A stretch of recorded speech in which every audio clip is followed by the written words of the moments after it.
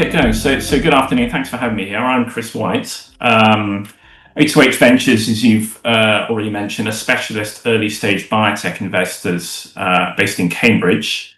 Today, I'm going to be telling you about a new knowledge-intensive EIS fund we're launching and are very excited about. At the end, I'll also briefly mention an SEIS direct investment opportunity, which will also shortly be available. We'll just quickly go over, well, I'm not going to go over that one at all, are we? But so this is the headline from for today's presentation, really for you to sort of, this is the headline really. Following on from O2h's award-winning incubator seed funds, we're launching our Seven Sisters Human Health Growth Fund, it's a little bit of a mouthful, to scale 7 of the most exciting portfolio companies with the clearest path to exit within 5 years, our trade sales to big pharma and healthcare enablers. O2h, as I think Brian mentioned, are the only tax-efficient investment manager in the UK, 100% focused on biotech. Since 2019, we've invested in 37 companies, 37 biotech companies, about half of which university spin-outs. 7 of these investments are at clinical stage. We've invested about £9 million, but our companies have drawn in about 300 million in external investment on top of this. The portfolio is still relatively young in biotech terms. Its current unrealized value is about 1.4x. The first edition of our sort of joint EIS, SEIS fund, which was launched in 2019, is at just below 2x in terms of unrealized valuations. We're targeting a 3.5x return for this fund over the next 5 to 7 years. I'm going to take a quick step back here and with a key question you're probably thinking about: why should I invest in biotech at all? When I speak to potential investors, there are normally 2 main reasons they're looking at O2h and that's biotech.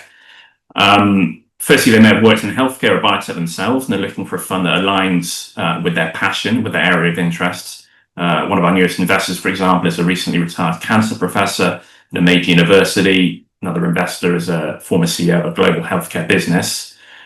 Investing in biotech is a massive potential of creating a positive impact on society. I think that's clear, given the diseases, the cancer drugs our portfolios are looking to tackle.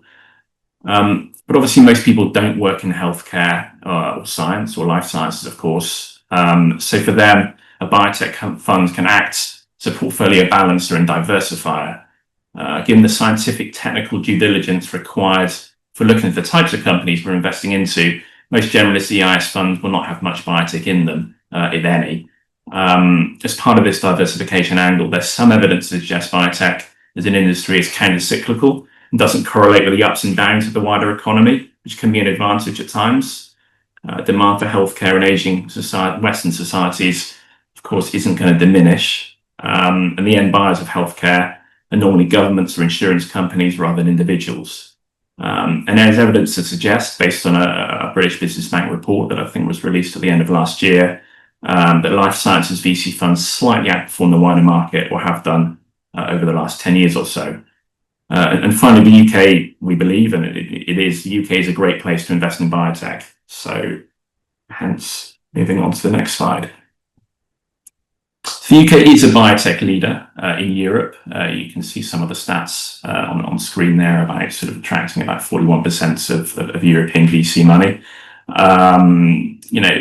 It's a biotech leader in Europe, obviously behind the States, with lower operating costs compared to the US, the global leader in biotech, and attractive valuations we're looking to take further advantage of. O2h are Cambridge-based, about half our portfolio based there as well. Cambridge is a true biotech hub. Multiple academic institutions, research centres, big pharma such as AstraZeneca are based there.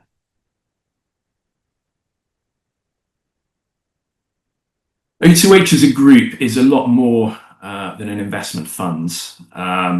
We're essentially an international biotech group. This timeline gives a little bit of background into O2h group, which has its origins as far back as 2003. Sunil and Prashant Shah, our founders, who still manage the business, launched a CRO, a contract research organisation, Obviously, that was researched in the first presentation. Our CRO carries out outsourced scientific research for biotechs and pharma. Using the proceeds of the sale of this initial business, they began angel investing in early stage biotechs. In 2018, we launched the structured investments and renewed business o2h Ventures and used the EIS, SEIS schemes. So that was when o2h Ventures, which the business we are now, was essentially founded. The CRO business is still going strong. It's a profitable revenue generating business. We employ about 600 scientists, or just over 600 scientists in Cambridge, mostly in India. We feel this gives us a massive advantage as a biotech investor. It means we're fully immersed in the biotech space. This slide, just come on to see, shows how the whole o2h group ecosystem supports our portfolio companies. We typically invest in a company at the pre-seed, i.e. university spin-out state, or seed stage. Some of our portfolio companies are based at our Cambridge offices under the o2h Co-work Labs brand, and you can see the logo there. So some of them sort of work at our offices. Portfolio companies can benefit from discounted research services provided by the CRO business. I just mentioned o2h Discovery. The growth funds, which we're talking about today, backs companies we've already backed at the pre-seed and seed stage via our SEIS and EIS funds we've been running for the past 5 years or so. And our portfolio companies will hopefully be acquired by some of the big pharma companies our CRO business does outsourced research work for. So just sort of showing you how the whole group supports our portfolio companies and and biotech in general. There you go. It's nice to include a few pictures. So these are our offices in Cambridge, our SciTech Park in Cambridge, housed in an old bakery. That's the building you can see. We own the two neighbouring sites as well. The one kind of behind the building you see, which is an old mill, and one to the left, which is a car park. This is our facility in Ahmedabad, India, where most of our group scientists are based. Just to briefly, which I mentioned earlier on, the live working relationships with big pharma, who are the most likely acquirers of our portfolio companies and therefore the best routes to exit for our investors. We hold most of these relationships both via CRO research business, who big pharma might outsource to, and also via the ventures business. So we have strong relationships with these and more big pharma. This graph shows the benefits investing at the stage our growth fund will invest at. Biotech investments can take a lot of time and money to mature, as I'm sure many of you are aware. The potential payoff in terms of financial and positive impact return potentially being huge. With this growth fund, we're planning to invest when some of the significant risks, such as early clinical trials, obviously by no means all of the risks, have been mitigated. o2h will continue to invest at the earliest possible stage of our SEIS investments, which I'll come to more later, to keep feeding the funnel, but will increasingly as a business be focusing on investing at the stage which provides the biggest payoff, hence the growth fund. I know this graph is a little bit hard to read. I think you should get all the slides afterwards so you can go into a little bit more detail on this. But I wanted to include it as it shows the breadth of our portfolio and what stage they're at. In many ways, we're a very focused fund. I mean, compared to the other two we're discussing today. But within biotech, there is diversity within that. The core of the portfolio is therapeutics, creating new drugs for high medical needs such as cancer. We also invest in drug discovery that uses AI and machine learning. It's a major growth area within biotech. We've made a small number of medtech investments, as you can see. We also invest in what we call biotech enablers, which are revenue generating businesses that serve the biotech industry. One example, which is also a top candidate for the growth fund, the therapeutics. They've created a gel for use in transporting cells, which is a low-cost, sustainable biotech solution. You can also see Q-Kind in there that was mentioned in the first presentation as well. So it's a bit of overlap between us there. This is another graphic showing our portfolio. Here we've divided it, or I've divided it into who from the portfolio, I should say, are the best candidates for the first edition of the growth funds, and who might follow in the next editions and the one after that. I mean, the aim of this slide really is to demonstrate we've got a solid pipeline of deal flow for the funds. Most of the candidates are our own investments. I mean, obviously, as I mentioned, all of the growth fund, the first edition of the growth fund will be our own investments. We can potentially tap into a wider pool of companies should we wish. This includes clients of our CRO business and companies from funds we know well and have already co-invested with. Just go quickly through this. o2h, as I mentioned earlier, was set up by Sunil and Prashant Shah, entrepreneurial brothers from Cambridge, very much immersed in biotech. They've invested year on year in our funds. Work closely, as you'd expect, with a number of leading biotech experts, some of whom are venture partners. Many sit on our investment advisory committee. Again, you can read more about this when you see the slides. I think Brian's covered many of the tax reliefs already offered by EIS funds, so I won't go into that and some of the differences between standard and KI funds. I think we might deal with that later. Just for the record, o2h launched the very first KI EIS fund back in 2020.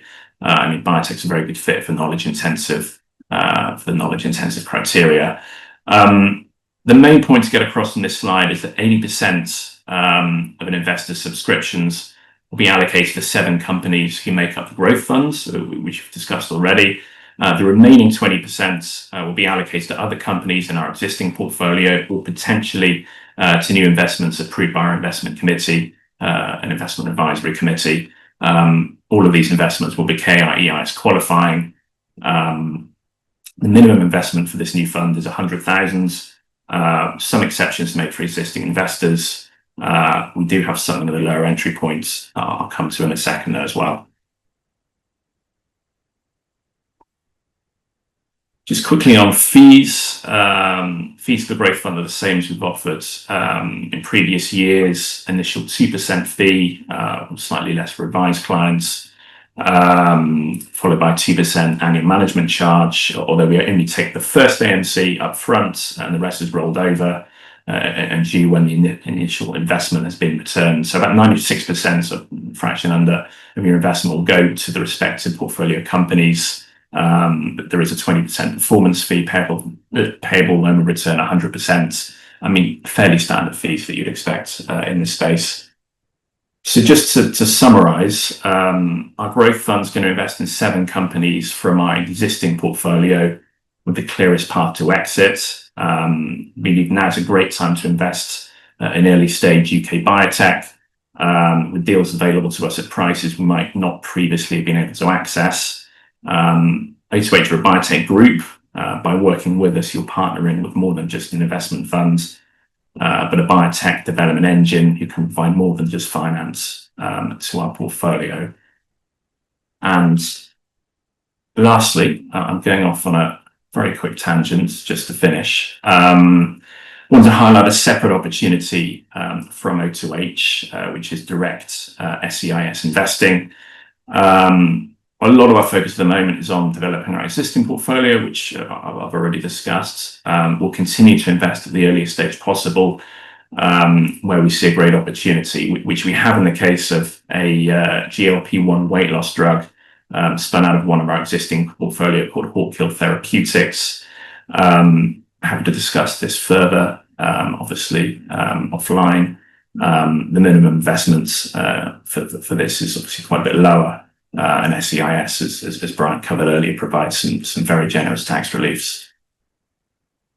So that's it from me. Thanks for listening.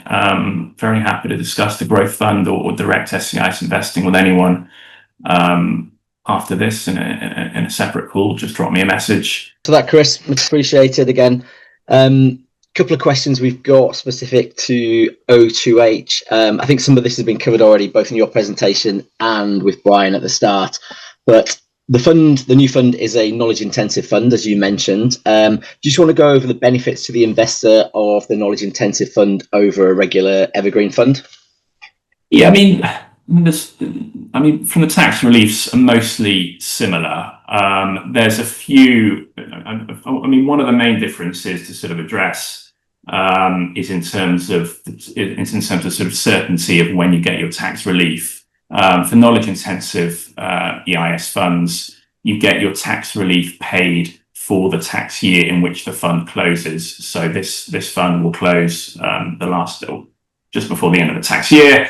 In April 2026. So investing in this fund, you will get your tax relief for this current tax year, and obviously you can carry it back to the previous year. With standard EIS funds, you get your tax relief when deployment takes place, which could be, obviously there's uncertainty around that. So for the investor, it provides greater certainty on when you get your tax relief, or what tax year, you get your tax relief for. There's a few other little bits of pieces in terms of, instead of having a cap of 1 million, should you be lucky enough able to, you can invest 2 million rather than 1 million. So a little bit more headroom for investing. There's a few sort of, a few differences in terms of the types of companies. The companies can be twice as large in terms of numbers of employees. They can be a little bit older, 7 years. Well, it's a little bit different in biotech, but instead of for standard business within normal ES funds, they have to be sort of about 7 years old or up to 7 years old, whereas knowledge intensive companies can be a little bit older. They have to invest sort of 15% of operating costs and R&D over the past 3 years. So there's a few extra sort of hurdles to take place, but pretty much all biotech companies are gonna comply to those. But I would say that sort of the main take home is you can invest a little bit more, and there's more certainty around what year you get your tax relief for. Thank you very much. I feel like I've gone through a lot there, and we look forward to seeing you some point in the near future.